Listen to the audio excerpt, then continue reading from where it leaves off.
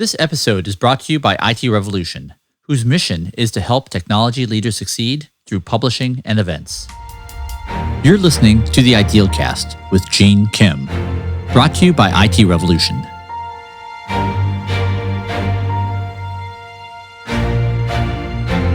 The last two episodes were with David Silverman, CEO and founder of CrossLead, and a co-author of one of my favorite books that I've read in the last decade, Team of Teams, as well as with Jessica Reif, Director of R&D at CrossLead, who, like so many of us, comes from a software background. The last episode was David Silverman's presentation that he did at the DevOps Enterprise Summit, London Virtual, in June. If you haven't listened to those two episodes yet, I'd recommend you listen to those first because this is a continuation of the first interview. In this episode, we discuss how internal marketplaces are structures that can connect mid-level leaders to each other, helping allocate scarce resources to where they are needed most, which enables the further unlocking of capabilities. We compare and contrast the concept and terms found within the agile and special operations communities, especially those words that concretize concepts that we've thought of for years but didn't actually have a word for. We talk about the desire to bring down the cost of change and what happens when the cost of change is intolerably high. We talk about the new skills that mid-level leaders need in order to survive and thrive in an era where just being functionally excellent in one's own functional silo is not enough to help our organizations win. And we talk about where they think we go from here. Okay, let's jump in. We left the first interview talking about the role of internal marketplaces within the Team of Teams story. I asked Jessica about parallels that she's seen in the technology domain.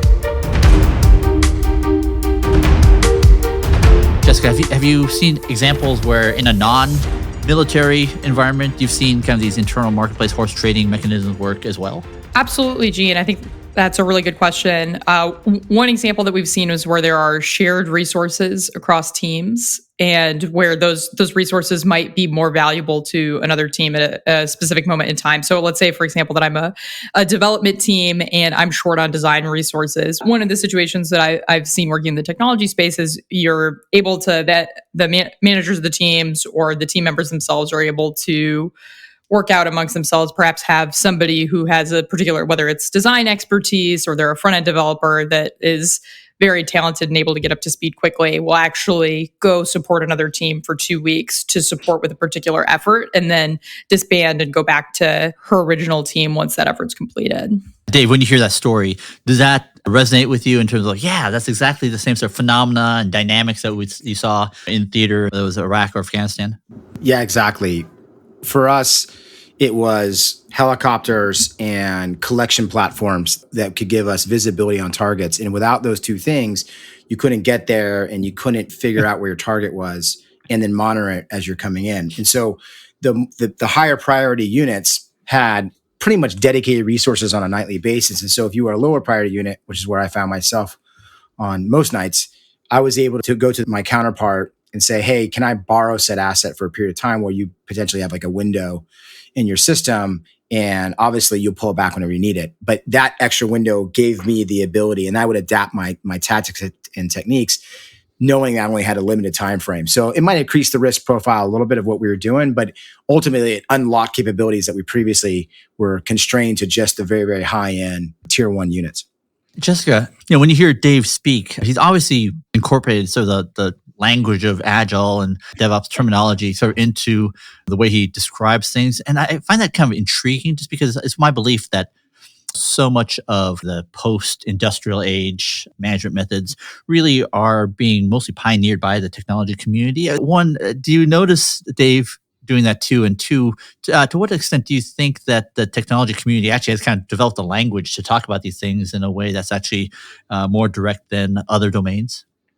Yeah, absolutely. I think the parallels are really uncanny. When I first started working with Dave, which was now seven or so years ago, and was working not only with Dave, but other former special operators, and I started to learn their language and having some familiarity with Agile myself and knowing the Scrum methodology, knowing that daily stand-ups and regular retrospective meetings were sort of par for the course in that domain. I was very surprised, and in a good way, when I heard that those practices were also heavily used in Dave's old world. For example, Navy SEALs, and if you've read the book Culture Code, they go into AARs in detail. Daniel Coyle goes into them in detail in that book. But the AARs, or after action reviews, are a core part of Navy SEAL operations and improving as a team. And that is very similar to the retrospective that is held at the end of a sprint for an agile software development team. Now, as far as the technology community doing a better job communicating these principles, absolutely. I think that pretty much any major tech company that you go to these days, they're going to be practicing some form of agile methodology, whether it's Scrum or something else. And they have words and a specific language that they're using to describe, for whether it's inspect and adapt or retrospective, but they have words and known terminology that they're using to describe these processes of introspection that help teams get better. And I think that having that institutionalized in such a pervasive way makes it easier to engage in those types of thoughtful conversations. Dave, can you react to that? Maybe on a scale of 1 to 10, right? I mean, to what extent has the terminology, vocabulary of technology created a word for you that you didn't have before that has been useful to you? It absolutely has. I mean, for me, the epiphany was when we got out, we were struggling to sort of quantify and articulate the experience we'd just gone through. We knew it was special. We knew it was unique. So much of what we had sort of learned and institutionalized over decades at the small team level, right? So that fire team, that squad, that troop, that assault group effectively was more or less tried and true for the last, call it 15, 20 years. What was different about this was how it sort of connected up. And all of a sudden it felt like what it did at a small level at scale. And that was really something different for us, which was the impetus of the book. And so now fast forward, I'm sitting down with, I was like super fortunate. One of my like true like heroes is a guy named Brad Smith. He's the chairman and CEO of Intuit. Just one of the most phenomenal leaders I've ever come across in my life. And Brad was inspired by this story. I think he has a natural appreciation for service, specifically the military. I think there's some history there for him personally. And so, he liked the story. And at the end of like a couple of discussions, he said, "Hey, you should read this book." And it was Lean Startup. He goes, we've been using this language. You're using different language, but it's the same thing. And what you're talking about is doing it at a scale that this book doesn't really account for, which is very interesting. I'd like to figure out how to explore with you guys here at my firm. And I was sort of blown away because like before then I'd never heard of Agile. And so when you start looking through the terminologies, yeah, it was almost like it was immediately able to sort of map it and every single thing we were doing, both at small level and then at the larger level. I think it gave us a framework to start thinking about how to translate our messages more effectively to a larger audience, which the book Team of Teams was really all about. Awesome. And by the way, when you told the story about the global call, 3,500 people, Jessica, you highlighted the point about it was so much about exposing and discovering dependencies, right? Both that were either unknown or to make explicit. I think on the frontier of software right now, so much of our work is impeded by dependencies that we don't know about or dependencies that we're just coupled to, shackled to, and try to, unshackle ourselves, from that. Oh, yeah. I was just going to say, absolutely. If you take two teams that are identical on paper and that have similar skill sets and ways of working, and you give one of them a greenfield application and say, go build this, and another one has to build something that sits within a larger system, it's amazing how quickly the progress diverges between those two teams. Dependencies are a real barrier to getting things done. So last time, it was actually before our interview, we were talking about a story that Steve Spear told me that at that point, it was probably just a week and a half prior. And I had asked for your reaction. I was stunned that too also resonated with both of you. And so the story went in the mid-90s. He went to Japan with his mentor, Dr. Kent Bowen from the Harvard Business School, and a VP of manufacturing from Big Three automotive manufacturing plant. And so one of the first things that they saw there was a plant manager describing how they were doing 60 line-side store changes per day. And so the line-side stores are basically for any given work center where you store your inputs, the raw materials, right, of which they would process and then become outputs.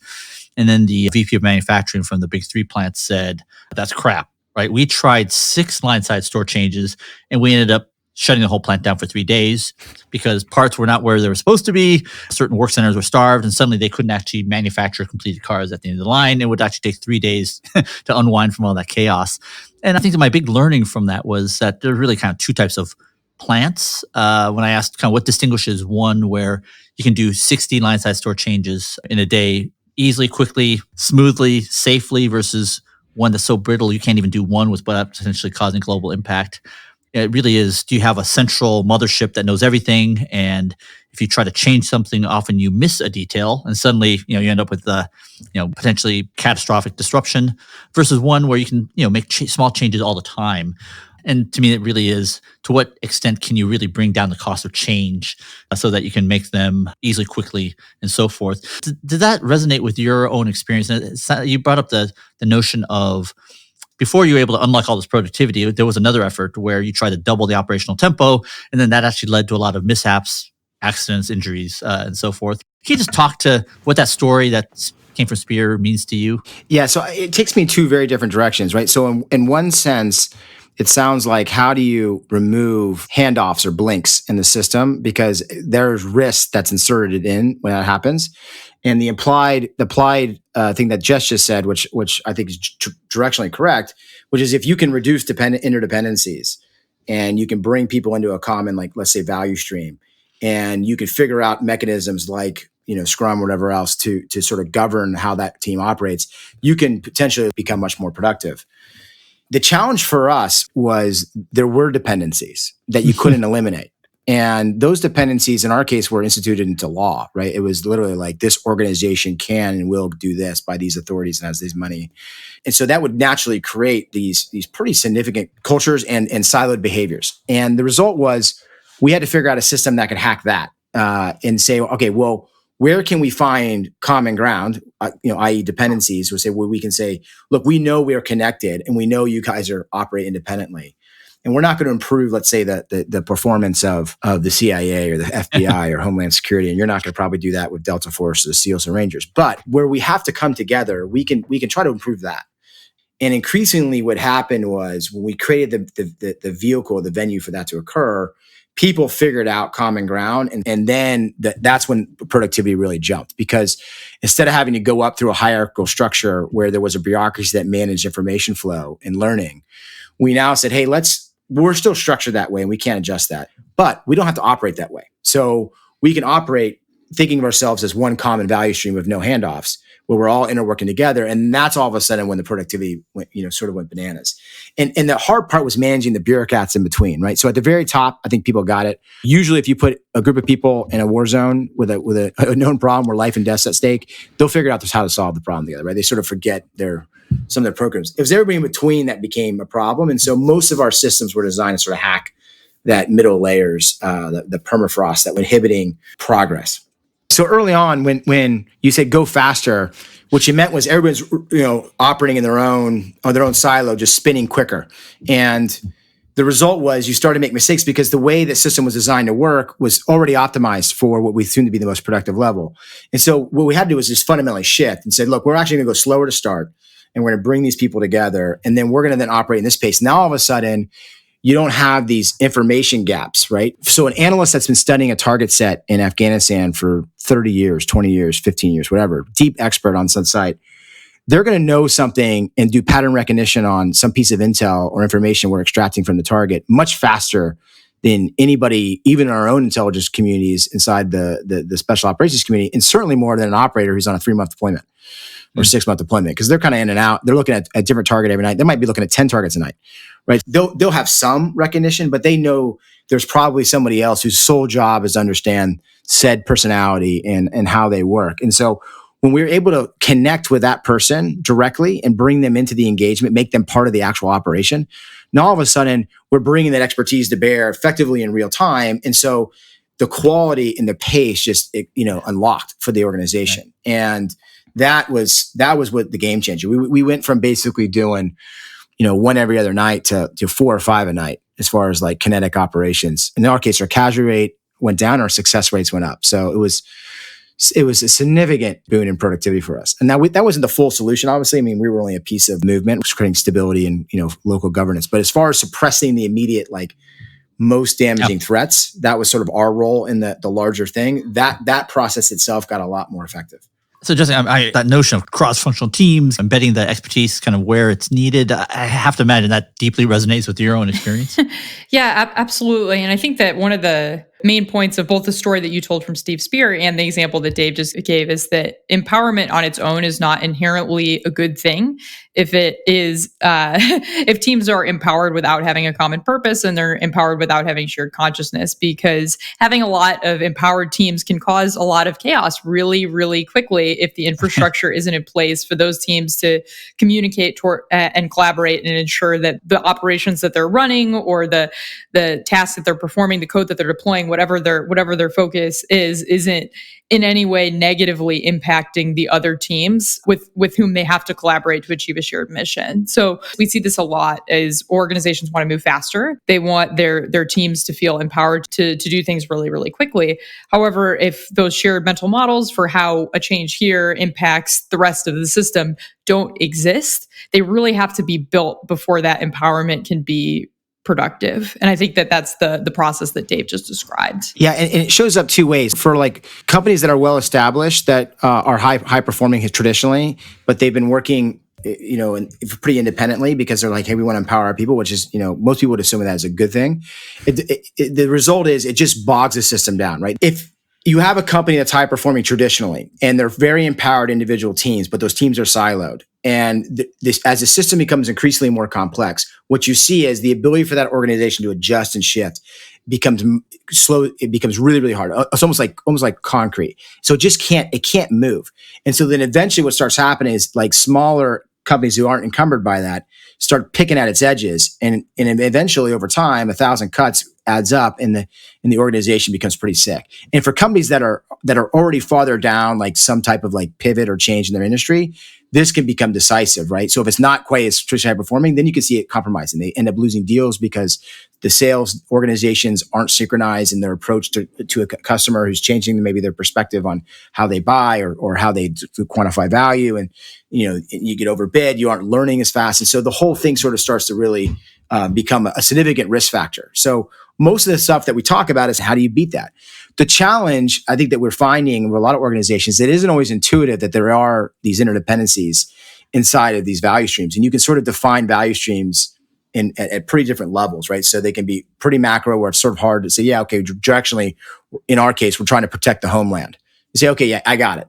But if you went down one layer, the way the FBI and State Department would define success associated with the mission was radically different, right? State Department would say, hey, we need to preserve relationships with these governments so that we can promote U.S. interests. And the CIA says, well, we need to collect information, which get people to basically lie, cheat, and steal against their governments to basically provide us content. Well, obviously, those two things are in opposition to each other. And then you add in somebody like the Navy SEALs or, any other special operations unit.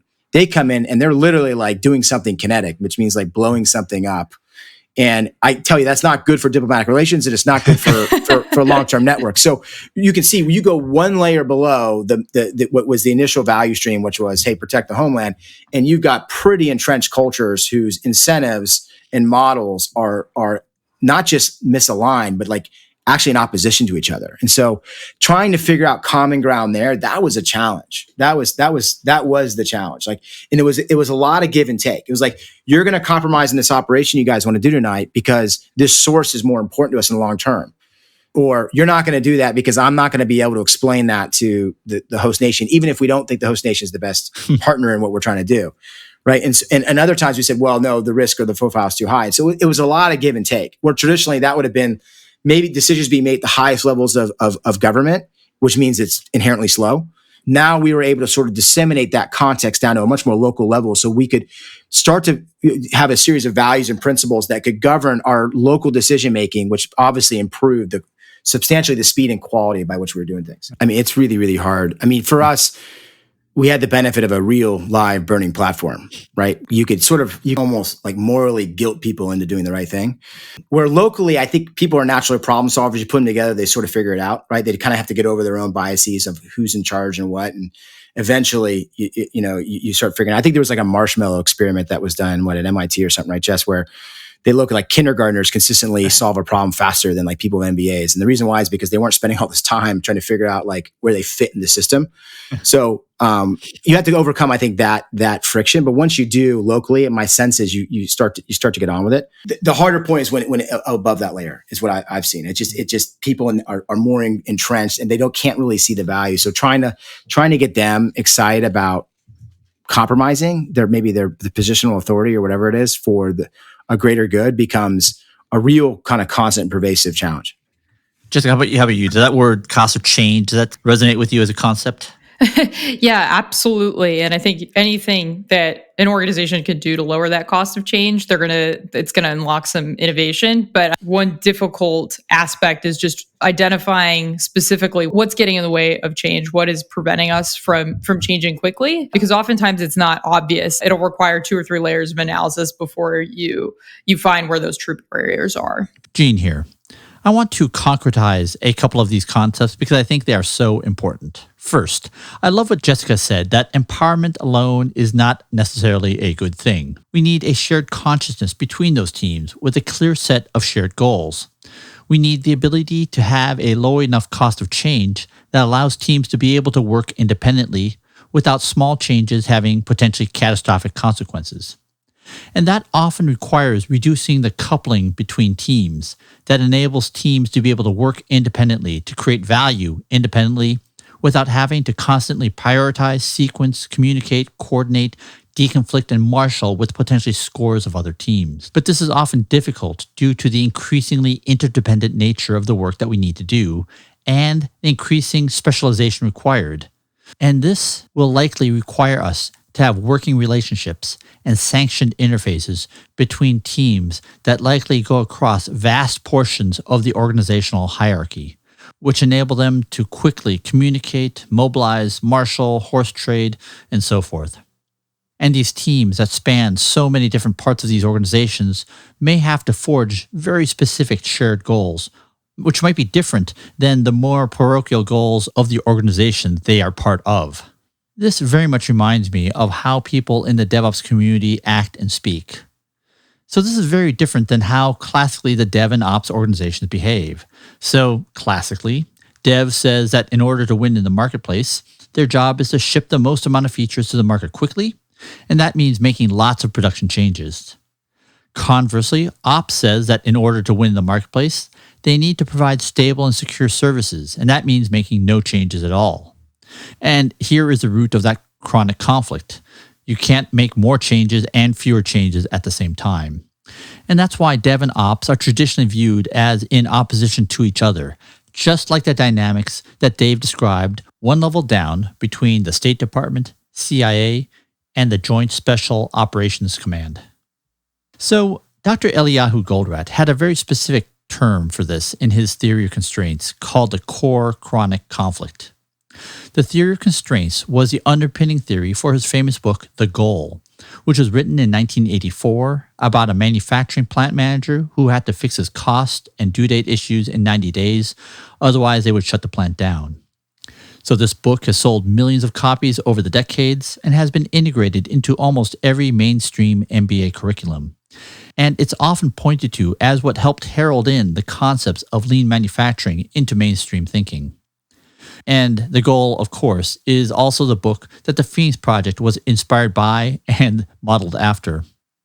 Over the decades, Dr. Goldratt extended his thinking beyond just manufacturing to project management, retail, supply chains, services, and much more. Around 2007, I was able to take 3 graduate courses on the theory of constraints and constraints management at the University of Washington.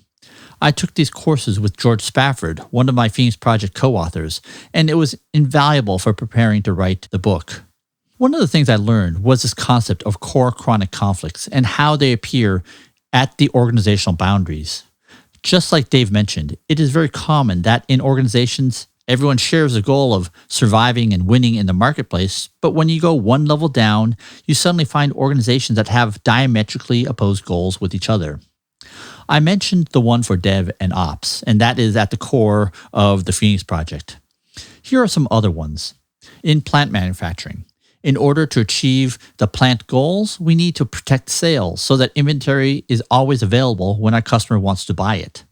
But we also need to control costs, which means we need to reduce the amount of inventory. Again, two valid business needs resulting in two diametrically opposed outcomes: increased inventory versus decreased inventory. And here's one for distribution channels. In order to have effective material control, we want to have materials available to the customer, which means we want to locate material near the customer. But also we want to predict consumption effectively, which means that we want to locate material near the supplier. So again, two valid business needs leading to two diametrically opposed actions. In the theory of constraints, the reason for doing what they call evaporating cloud exercise is to keep analyzing the problem to understand how to achieve the goals on both sides of the core chronic conflict. For instance, we now know in DevOps that you can actually deliver features more quickly and increase reliability and stability by making smaller changes more frequently, that it is indeed possible to break the conflict. In fact, in almost every domain, we can break the conflict by reducing the batch size, moving to pull-based systems, striving for single-piece flow, reducing reliance on inventory to buffer problems, focus on expanding capacity at the bottleneck. All this potentially requires us to do work very differently than what the dominant architecture dictates, where functional silos are actually at odds with each other by design, creating conflict between them and discouraging them from working together in the way that Dave and Jess describe. I think so many of the concepts that they describe show up in the DevOps community. For those of you who are interested in theory of constraints, the best resource I'd recommend is the audiobook called Beyond the Goal by Dr. Goldratt.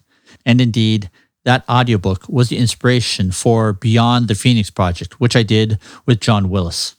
I'll put a link to both of those in the show notes. Lastly, David mentioned the Marshmallow Challenge. The Marshmallow Challenge was created by Peter Skillman.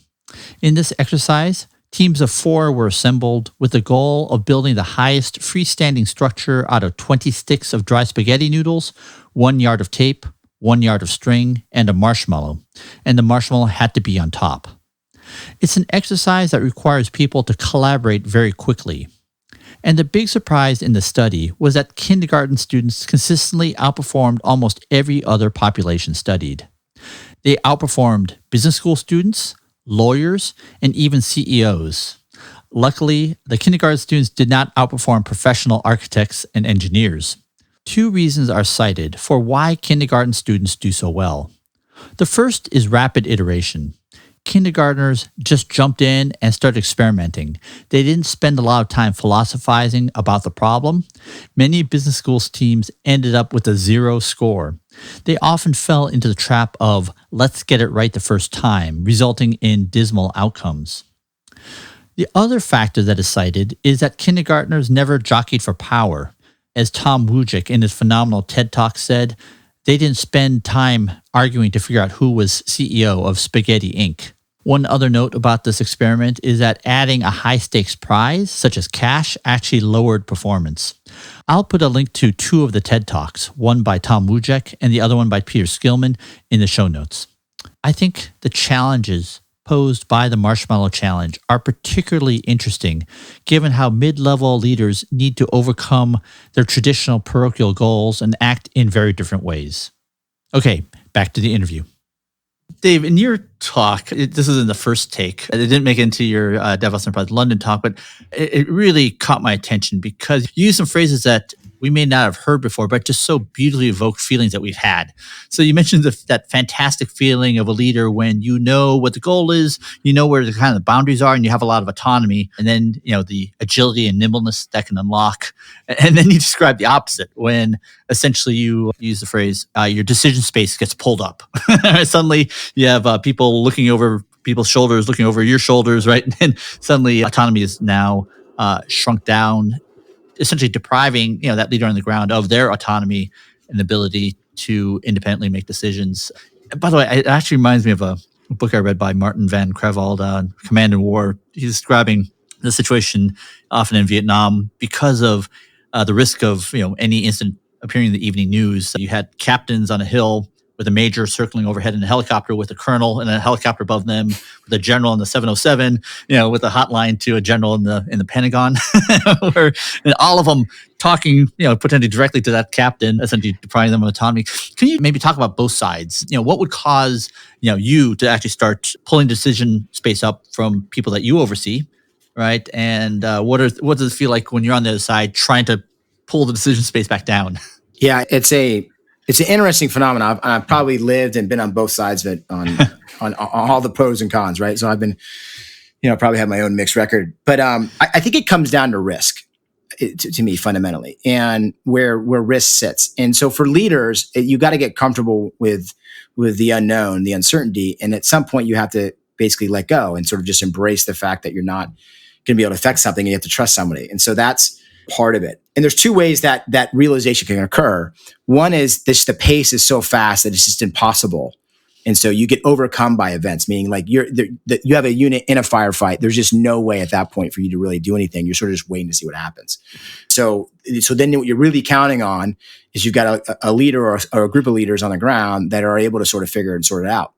And you're trusting their training and their experience and their time together to do that. And that was really well personified on the Osama bin Laden raid.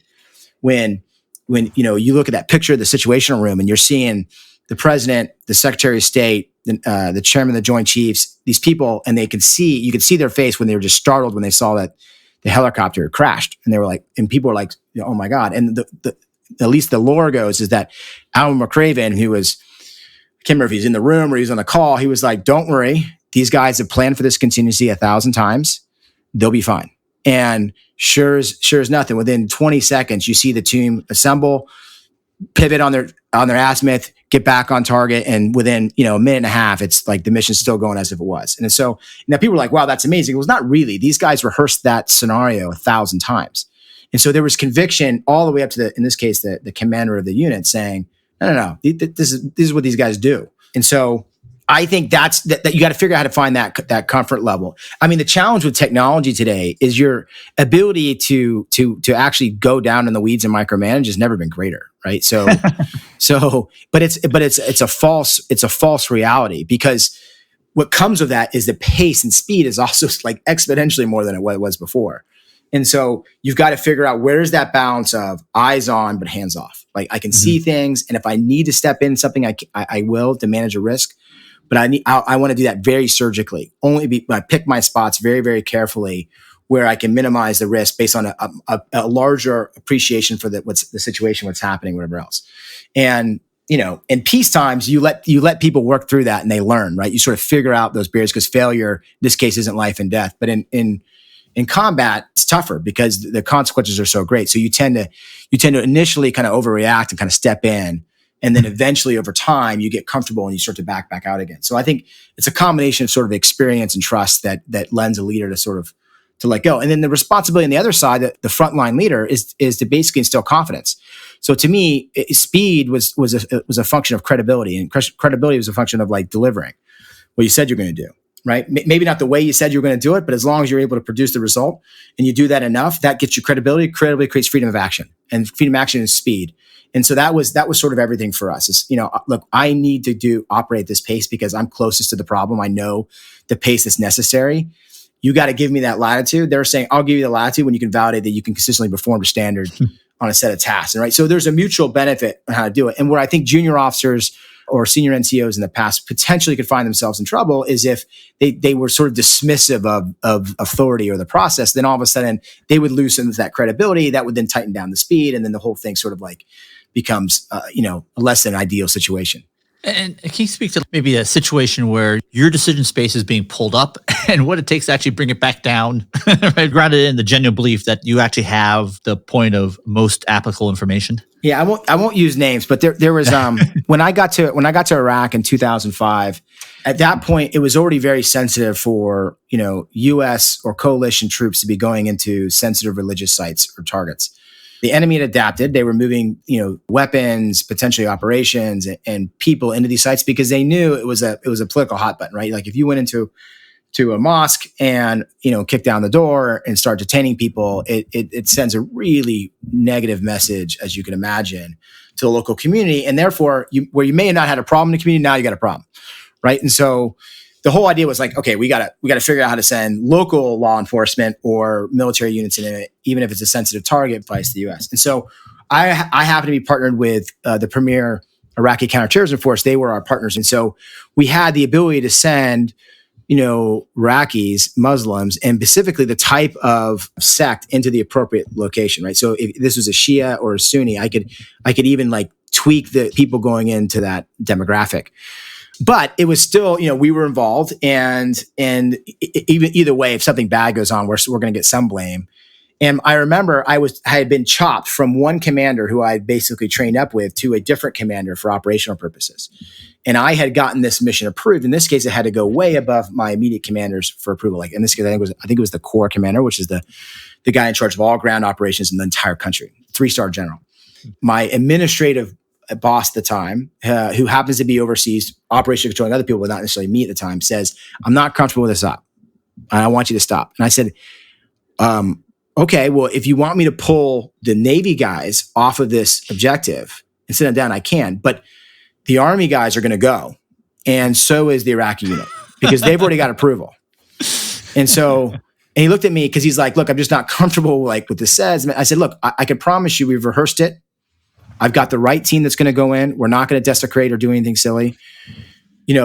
Let me have this opportunity. And if we get it wrong, I'll never ask for it again." And he was like, he begrudgingly said, "Okay."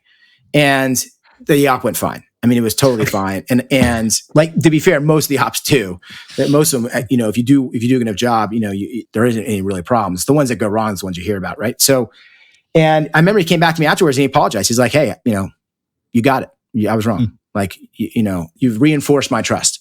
And so, it doesn't mean we didn't make mistakes, and we made a ton of mistakes, but I think he had to have the conviction, the confidence. I mean, he was new to the scenario. We were new to the scenario. So there's a lot of the risk was real. So I think it was a combination of factors, but I chalked that up to two things: experience, both in this case, the theater, and then really being able to quantify and manage the risk. And in that case, I think I had a plan for the second, even though we didn't really have the experience to validate maybe some of that hubris. But in our case, it happened to work out. And over time, I think we built confidence. And more importantly, we started being leveraged by other units to do that. So we were getting flown all over the country, which was the whole purpose, to basically solve, in this case, a British commander's problem set, because he's like, "Oh, hey, these guys have actual locals that can handle this problem without inciting a riot," right? So, I mean, there's a lot of parallels if you look at like what's going on today in law enforcement in the U.S. and around racial injustice, and like how you become like a responsible community actor. And you see people who maybe don't necessarily spend a lot of time in that community coming in that community and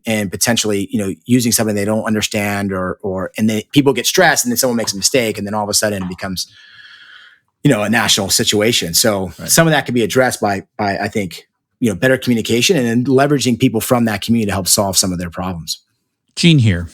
Both Jessica and I thought it was pretty funny when David mentioned that micromanagement is something that the technology community is very good at. In the Unicorn project, there was a phenomenon called the square. Teams were often unable to make decisions to do what the customer needed and had to transit the square. In other words, to make a decision, you had to go up to, over to, and down to, and then the return path, in order for two engineers from different silos to work together to do something on behalf of the customer. That's because the structure didn't have any official channels for those engineers to work together directly. And when something went really wrong, like in the aftermath of the deployment failure of the Phoenix release, the square got even larger. Now every decision had to go up 3 levels and then down 3. In other words, the decision space got pulled up, in this case by Sarah, the SVP of Retail Operations, for exactly the reasons that David described: the lack of trust that the teams were actually doing the right thing and the fear that something would go wrong and impact her. I love the precision of which David is describing some of these scenarios that we like and don't like. The notion of decision space being pulled up, which is not desirable, and on the opposite side, the concept of eyes on, hands off. These are both concepts that are used in the military that describe with surprising precision the structure and dynamics of situations that we've all been in, whether desirable or not. I'll have more comments on why I think this is important later. Okay, let's go back to the interview. I had asked Jessica about her thoughts on whether and in what forms micromanagement takes place in the technology space and what we can do about it. Yeah, absolutely. So I would say, in terms of whether you are a micromanager and you're trying to see the light and manage differently, or you are being micromanaged, I think that one of the first things that someone on either side of that equation can do is try and pull out what the reasons are for the situation. So as an example, someone per Dave's example could be micromanaging because they believe that there's too much risk in having the individual who is executing. They believe that there's risk, and the manager feels the need to swoop in to ensure that whatever that piece of work that the individual is doing, to ensure that it goes smoothly. Whereas there are other cases where the manager's not even worried about risk. It's really just because they're a control freak and they like things done a certain way. The code could look like this or that, and it's going to run the same thing. And the manager might have a preferred way that it's done. And if it doesn't line up with that, the manager wants to see it changed. And that's the solution to that problem is different than de-risking the operations on the edges. It's something that the manager needs to overcome. Being, for lack of a better term, being a control freak. In other cases too, it's that the manager enjoys the job. The reason that they got promoted is because they were so good at the job that they used to do. And there's part of them that says, I still want to be cutting code. I will still want to be in those spreadsheets. And instead of seeing the information reported back to them, they like to deep dive in the numbers because it's something that they genuinely enjoy. So these are just a few of the reasons why people micromanage. And I think that getting to the root of why it's happening is effective no matter which side you're on of the equation, because it helps you work to a solution that works for both parties. I'm so excited that IT Revolution has published a new book from one of my favorite authors, Mark Schwartz, titled The Delicate Art of Bureaucracy. As always, you'll be able to appreciate his background in philosophy, history, and a career that included being the CIO of the U.S. Citizenship and Immigration Services. As a leader of a formidable bureaucracy that he tamed, he teaches everyone on how to create a new bureaucracy, one that is lean, learns, and enables. And on November 10th, look for John Smart's debut book, Sooner, Safer, Happier. In it, he reveals patterns and anti-patterns to show how business leaders from every industry can help their organizations deliver better value, sooner, safer, and happier through high levels of engagement, inclusion, and empowerment. You can pre-order the hardcover version now. And following up on a fantastically successful DevOps Enterprise Summit 2 weeks ago, we've finally launched our new video library. You can watch all of the incredible presentations from both the London and Vegas virtual DevOps Enterprise Summits, as well as purchase unlimited access. You can find both Mark Schwartz's and John Smart's presentations there. Go to doesvirtual.com/virtual library.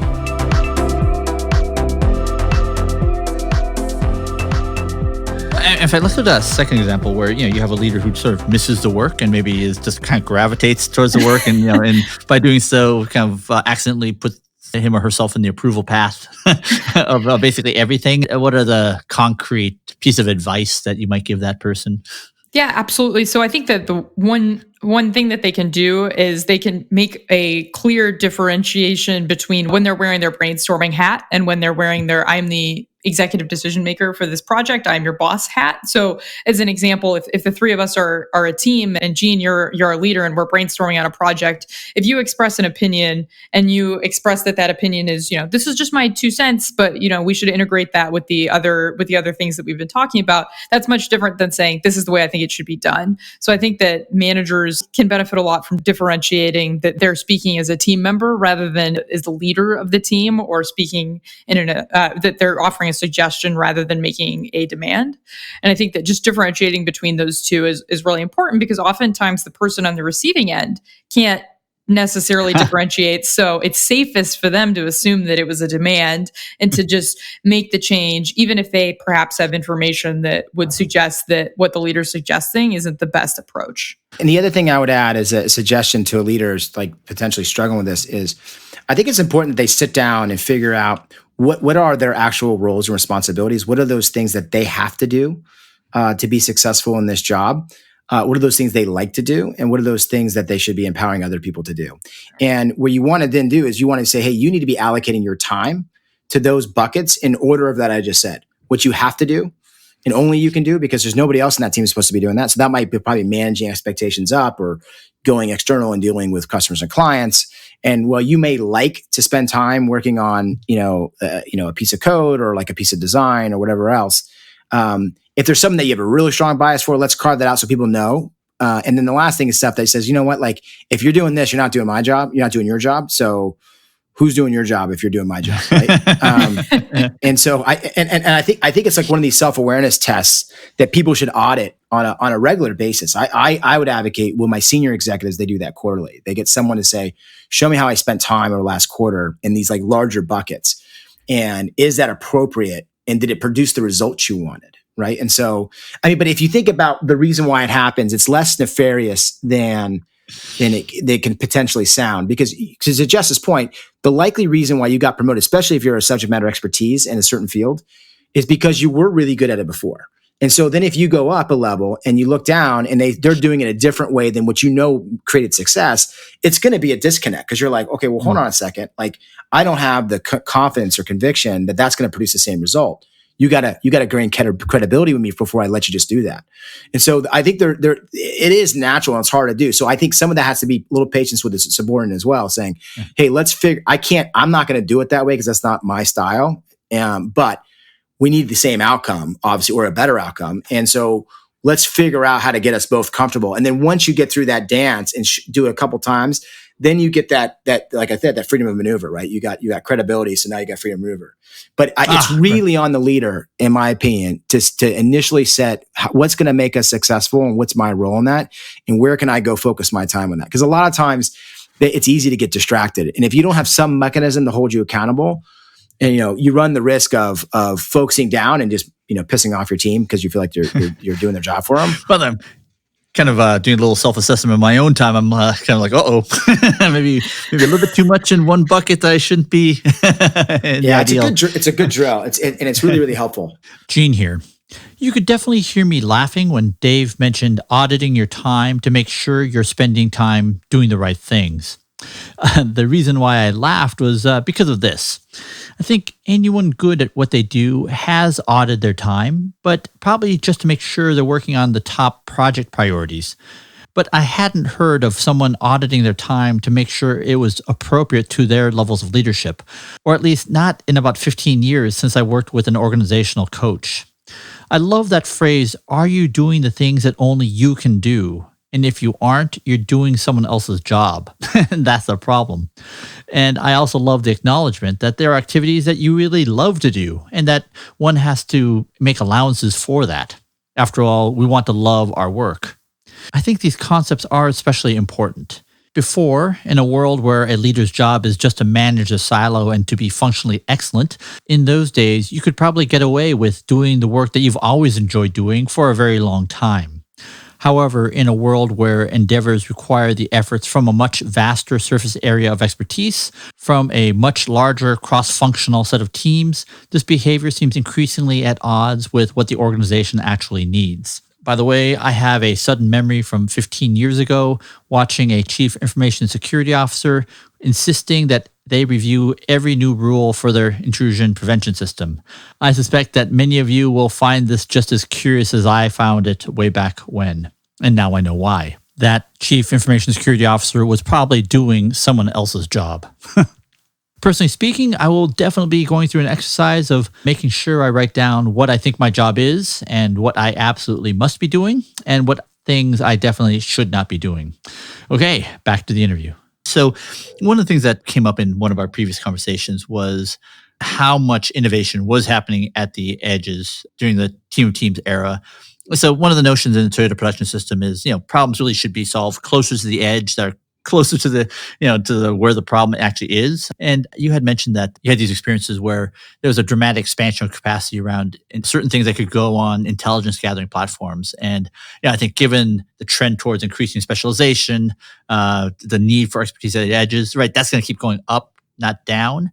The example that you gave was such a dramatic example of things that could only be done at the edge. Can you talk a little bit more about that? Because I think it's very useful for the technology community, because I think it validates certain intuitions that we have. Kind of give us proof that these things are actually true?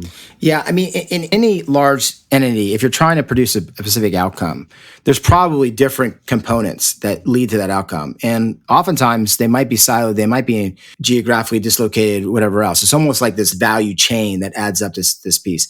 And for us as operators, we were going on objectives every night. And if something wasn't working, like our tolerance for using it or continue to execute that tactic was effectively zero, right? And so they could create the coolest damn, cell phone on the planet, but if you couldn't get operators to carry it, it didn't matter, right? You weren't going to solve the problem.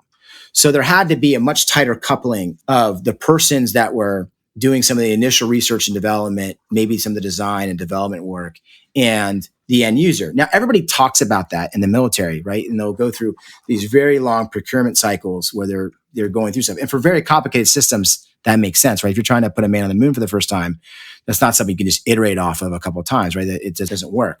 But in our case, because what we were really trying to figure out was how do we leverage people who are all now connected in this, through digital means, how do we basically track and identify and locate the right people at the right time, so that we could do something to disrupt it. And so in that case, the technology was advancing very, very quickly, similar to how I would say more commercial technology advances today. And that was very different from the way the military did stuff, right? So you'd have science experiments happening in something like DARPA. They might get picked up by an operational unit and validated. And then 5 years later, you'd see it in a general purpose force.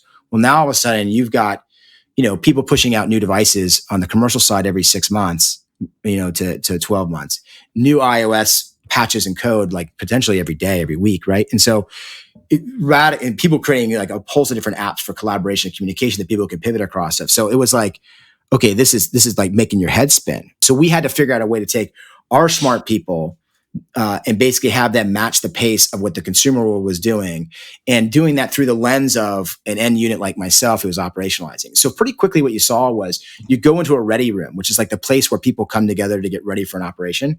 And instead of just seeing a bunch of like people that sort of like looked and felt like me, all of a sudden you'd have this like Star Wars bar of personalities and backgrounds who are all, in this case, like trying to figure out like, well, this will work and that'll work. And you're like, no. And what was interesting was before that would have been a very, very siloed conversation. It probably never would have happened. And the people that like, let's just call them like the geeks, they would never been in the room, right? The guys would have been like, I don't have time for this. This is like, you go do whatever you're doing. Now we were super interested. I mean, I remember having so many conversations, right? Well, tell me how the thing works and give me the science behind it. And yeah, I don't have a degree in what you're talking about, and I'm not that smart anyways, but I'm trying to figure out how I'm going to be able to leverage that here. And somewhere in this conversation, there's a solution. And sometimes what you did, you said, you know what? You're coming on the target with me. I'm bringing you on the objective with me.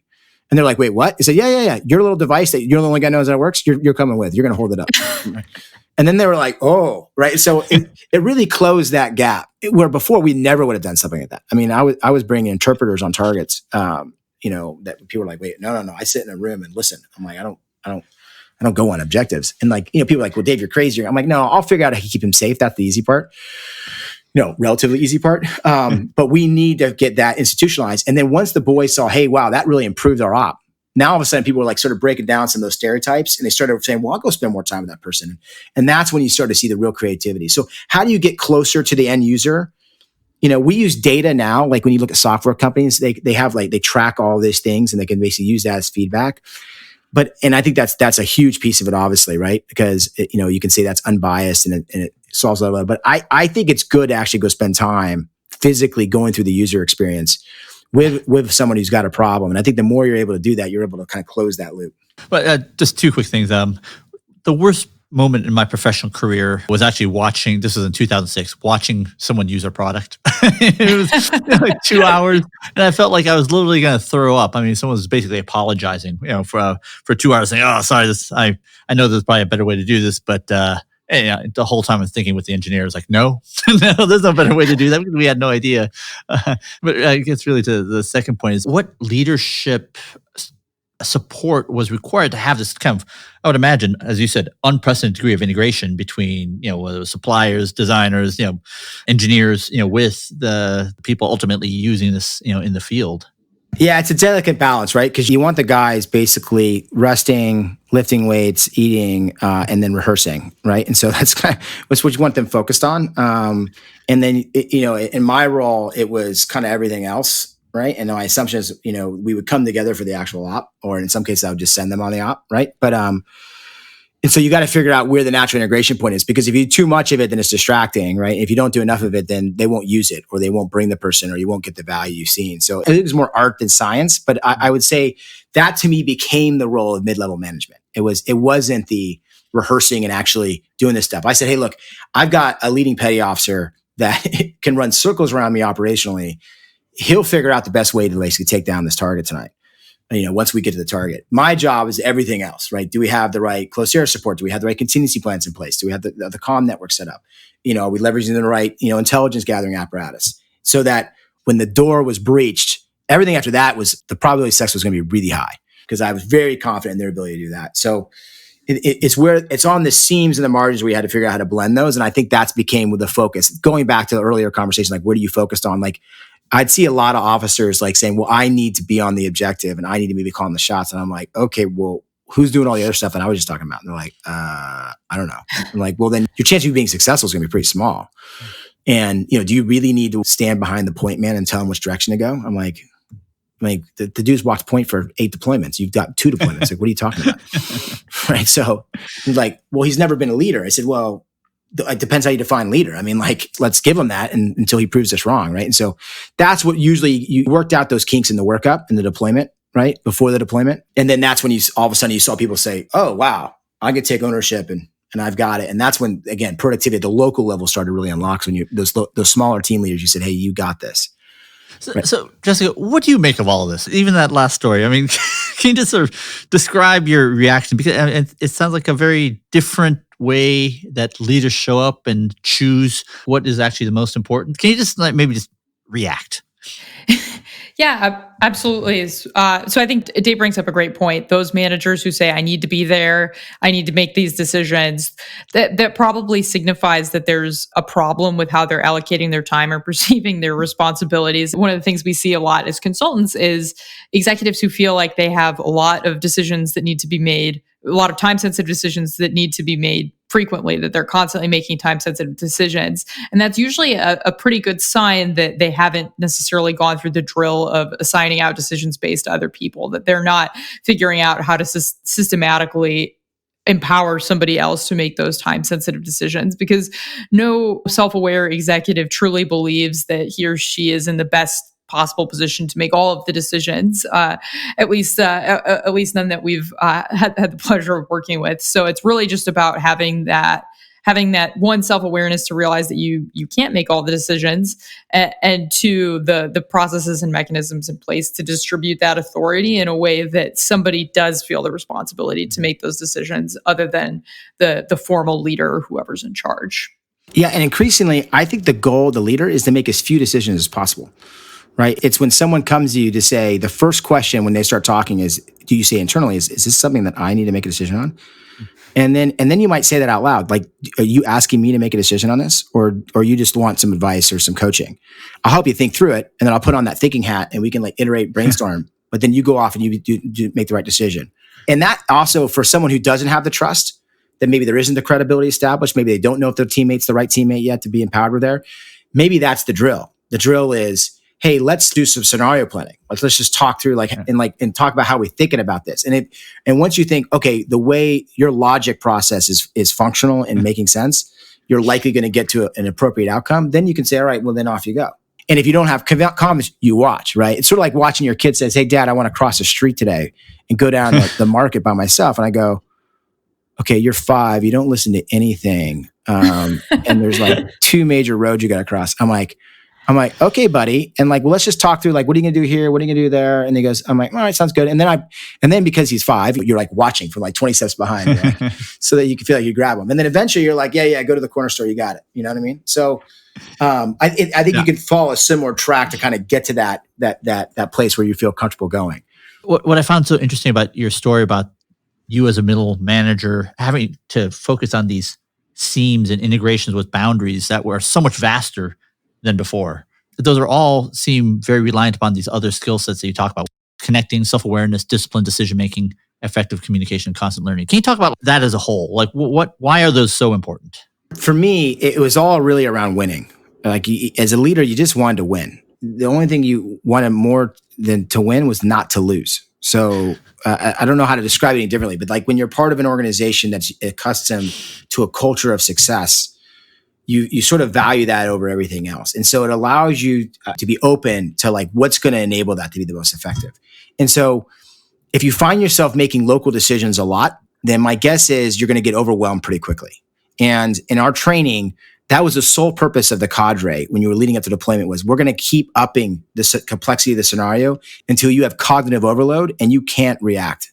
And then something catastrophically fails, and then you learn from that. And really what that drill was around is figuring out how to let go, to be able to rapidly prioritize where you are allocating your focus and energy so that you could have the most decisive effects. And so for me, that requires self-awareness, right? You have to be aware of like how you're showing up, what's going on, how it's driving effects, or you're going to get overwhelmed pretty quickly. And more importantly, by the time you figure it out, which is the self-awareness part, the problem's probably already, past you.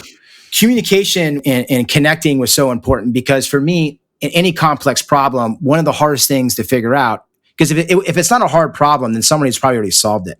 And if they've already solved it, there's probably a best practice. You should just follow the book on the best practice. But if it's something, but nobody wins any medals or awards or gets big promotions for that, right? That's what's expected of you. So in this case, go tackle something difficult and hard, which is like, again, what most high performing people want to do.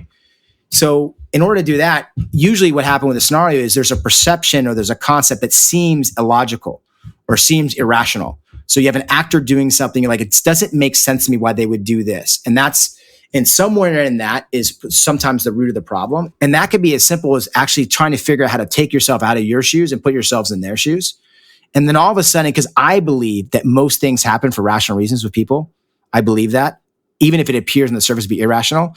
And then if you can get yourself in their shoes, all of a sudden you go like, oh, that's why they're doing that. And then you can start figuring out how to connect and solve problems. And so that's important, motivating your own people, but also trying to figure out how to solve a problem that involves, if assuming the problem involves other people, right? In this case, a consumer, or a customer or whatever. You have to really figure out how to get in their shoes and understand their perspective. And that makes a huge impact on how you go about and tackling the problem. And the last one to me was just discipline, which was, all the other ones are important: decision-making, communication, and constant learning is a big one, right? How do you learn? But I'm assuming in this case, you already have a propensity to want to learn and get better. But discipline was so important because it was about taking habits that you knew worked and making those routine so that it didn't require any effort, like almost muscle memory. Like you could do it in your subconscious. And that way it gave you capacity for all the other stuff. And if you don't have that rigor, that discipline, those fundamentals aren't in place, then your ability to deal with a changing condition is compromised because you're still trying to figure out how to do the thing you're supposed to already know how to do well. And so that plays in two ways. One, just yourself and how you're personally performing. But two, if you think about that as far as how you're managing a team, if your team consistently says, I don't know which Dave is showing up today, right? Then you're creating anxiety for them, and they're probably creating two contingency plans on how to deal with you depending on what mood you're in, right? Or how you show up, if you're going to be late or not. And so like that level of rigor and discipline creates consistency, and the consistency allows people to sort of normalize. So, the analogy in sports is like, there's no such thing as a bad referee that calls the same calls, right? So if someone has a strike zone, that's what you don't consider to be strikes, but they call it consistently, a good hitter will adjust. They'll be like, I know this one here is going to be a strike. I got to swing at that. But if they're calling it randomly, they call it a strike one time, the same ball, same place, call it a ball next time. That's when you're like, oh, geez, I don't know what I'm doing here. I got to swing at everything. And so if you think about that creates for a bad environment. It makes it tough for the employee base to sort of adjust and for them to figure out their own routine. So I'm a big fan of routine because it lowers the cognitive load. And some people associate that with like process, and process is bad because it creates rigidity. I think it's the opposite. I think discipline creates flexibility. I think it allows for capacity for innovation and creativity. And without it, you're basically just going to get lucky or not, in my opinion. Yeah, absolutely. So one of the skills that Dave hit on a lot is self-awareness. And at least in my opinion, that's probably the most important one when it comes to leading like a gardener. As in any senior leadership position, of course, you have to be functionally excellent. If you want to be a respected CTO and you're not familiar with technology, you've never written a line of code, it's going to be difficult to get respect from those you manage. But assuming that that you have that functional excellence established, then really all the other skills become more important. And self-awareness is really what helps you toggle between the rest of the skills that you mentioned. It helps you understand if you need to be applying a process in any given moment, or maybe you need to be lending an empathetic ear to hear someone out, to hear a situation. I also think that self-awareness plays a unique role in helping us be innovative as people and see situations differently. One of the things that blocks us often from thinking creatively is that we have perspectives, and those perspectives are something that exist well below the surface. They're not necessarily something that we can readily articulate, yet they block us from seeing solutions that could exist because we have a limited way of seeing the world. So a more self-aware individual is able to better articulate their perspective, and they're better able to take on the perspective of somebody else or someone who sees it a different way, and perhaps in that case unlock some creativity and innovation as a result. So I'm with Dave on discipline. I think that discipline is incredibly important. And to Dave's point, it's not just about having processes and routines. It's about making the things that are routine, making them feel automatic so that you're freed up to think about other things and to focus on the situations that are really changing and are dynamic. So the example that we give a lot with clients when we're introducing this concept is if you think about the first time that you tied your shoe, or maybe you taught your child to tie his or her shoe, it's hard. They struggle. It's not easy to do that first time, and it really requires all of the mental energy that you have. But by the time you're an adult and you've tied your shoe a million times before, you can do that. You can think about other things. You can carry on a conversation. It just becomes automatic. So for those parts of our day and our jobs that are truly automatic, things that we can do relatively easily and in a straightforward way that don't really require a lot of adaptability, it is appropriate to make those part of our routine so that we're able to free up our mental energy for that increasing part of our day that does require that adaptability and mental flexibility.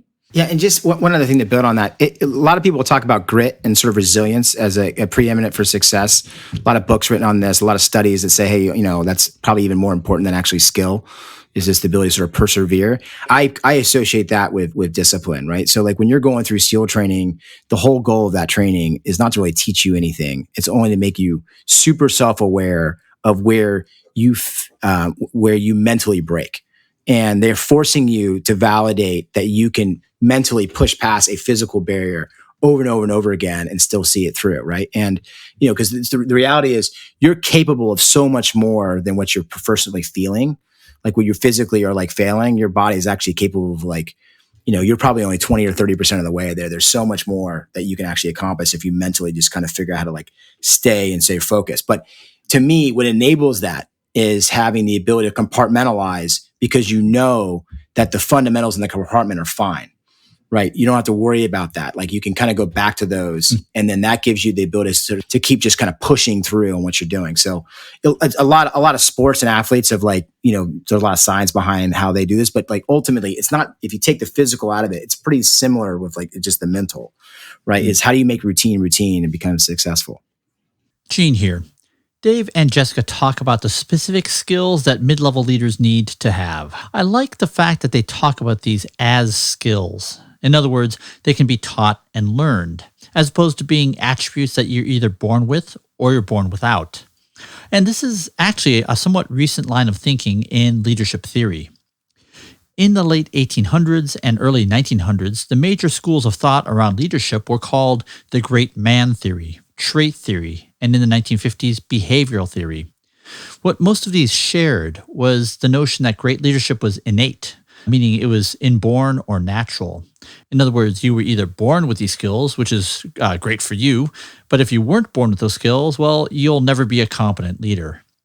However, in the 1970s, there emerged other schools of thought, including servant, charismatic, and transactional leadership theories, and then transformational leadership theories, which state explicitly that these are teachable and learnable skills. Both Dave and Jessica talk about these skills as teachable, that one can deliberately improve them with practice. I'm going to put a link to a presentation that Dr. Stephen Maynor gave at the DevOps Enterprise Summit 2017 on the topic of the history of these leadership theories, as well as one that he did in 2018 about learning to be a transformational leader. Okay, back to the interview. I have gushed to both of you just how much I admire the work that you've done, both in the book Team of Teams and the CrossLead framework. Talking with Steven Spear, we have the notion of structure and dynamics, but also dominant architecture. So dominant architecture is really kind of the way we've always done it. It's the primary way, that modality that we do things. So my friend Mike Nygaard, he said, in most organizations, it's like geologic strata in reverse. The higher you go, the older the methods, the older the ways of thinking, right? And the older the mental models.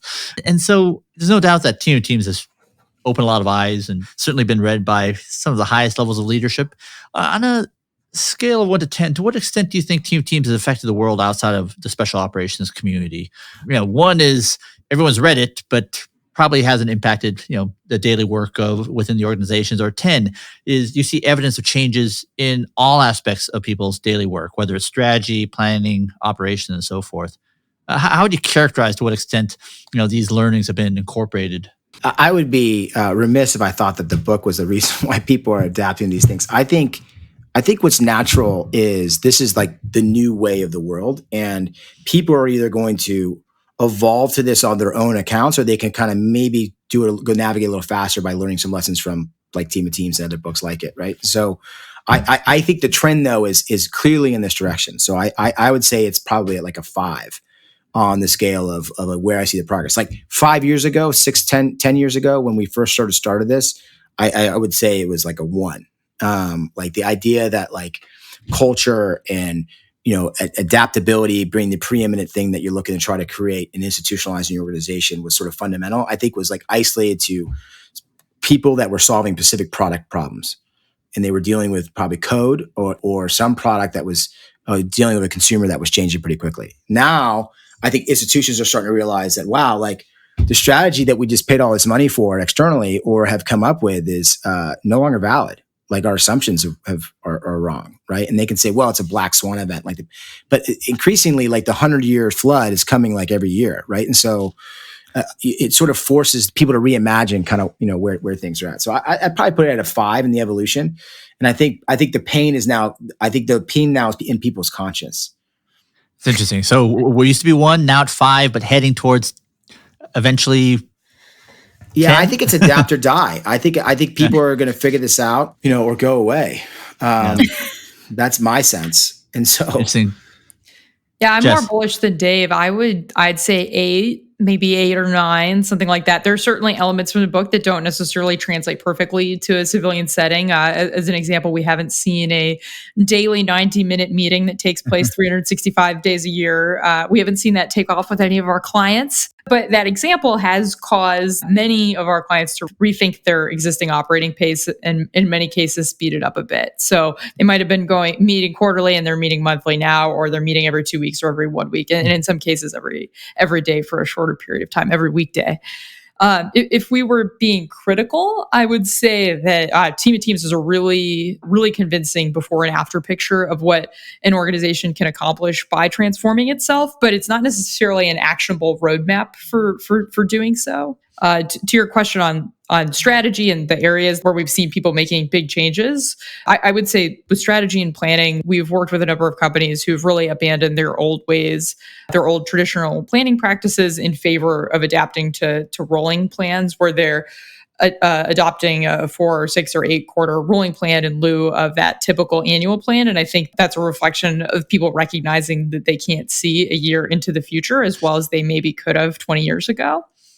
And similarly, I think we've also seen broader acknowledgement of the coordination challenges that happen when you are doing complex work in the context of a multi-team system. It's not enough to just have high-performing teams. All of the connective tissue that makes those teams operate effectively together really needs to be in place, and underemphasizing that is going to lead to a collective failure. Yeah, and let me give you another example, Jane, where this has come up recently for us. So after the DevOps Summit, we've connected with some of the leaders in your space, like Scott Prue being one of them.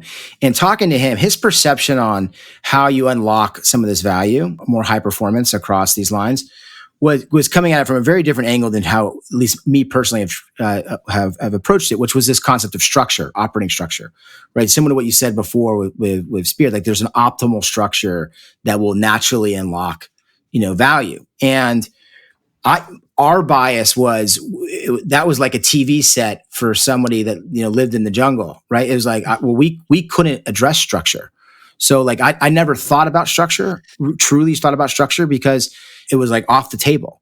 So everything we were doing was trying to figure out how to optimize with that constraint in place. Where in the private sector, that's not the case at all, right? If you clearly see that you have known dependencies that exist and they're spread across multiple different units, that is going to create tremendous inefficiency. So like his removing the blinks, removing the handoffs was like, we'll just organize them in one value stream, and then they'll naturally figure out how to pace themselves using agile principles and practices that will unlock consistent, sustained value, right? And I'm like, maybe there's something is to structure, because we were always saying, well, no, you can't change that. And so therefore, we've got to figure out how you operate independent of your structure, almost in shadow structure. Yeah, exactly. And so, most of what we were talking about was like, look, I don't really care what your org chart looks like. I just care how you operate. That's what I say to clients all the time. And they're like, well, the org structure defines how you operate. I'm like, well, it doesn't have to.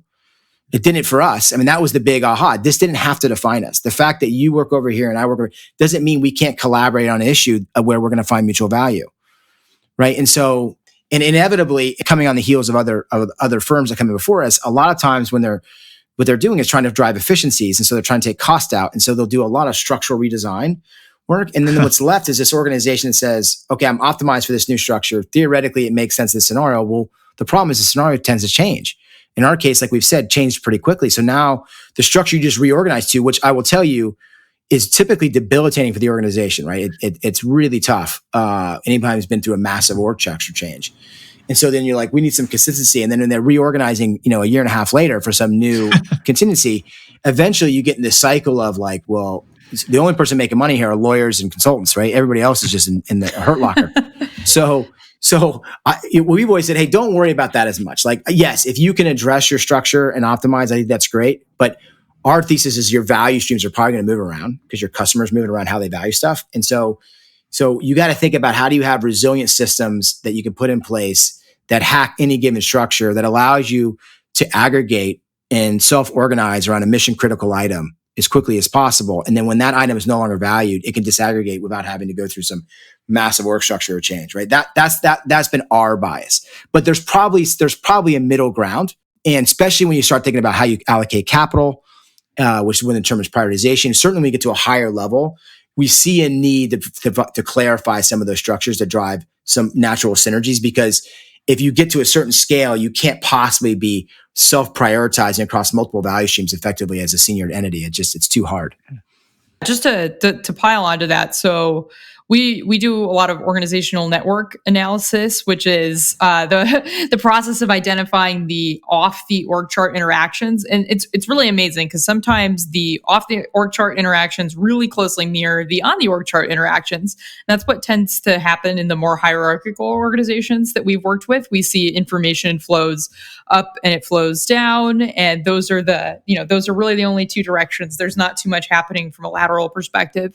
Whereas we've seen other organizations where the networks that form are very, very different than the actual org chart itself. And in that case, it doesn't necessarily matter what the structure is because they're operating differently. Their culture is that they connect horizontally, and whether they're formally on the same team, they're formally on different teams, they're in different departments, those people are still going to interact. They're still going to learn from each other and be able to collaborate. So to Dave's point on structure versus dynamics, our strong bias tends to be towards dynamics, not just because structures is harder to change and because you'll likely have to bring in consultants and lawyers to do so, but because what really matters is how the people are operating, which tends to fall more into dynamics. It's the same situation whereas you see organizations that have values that are written on their wall, which are very different from the values that they may live in their interactions with one another and their customers. The dynamics is how are they dynamics to from my perspective at least is how are they living their structure? What is it actually like to interact with other people? What are the dynamics governing our relationships? Thank you so much. I've learned so much through every interaction that we've had. So tell us, how do people reach you and what sort of problems do you love helping people with? You can reach us at CrossLead.com. I'm Jessica.Reif, Reif at CrossLead.com, and that's CrossLead. And Dave is David at CrossLead.com.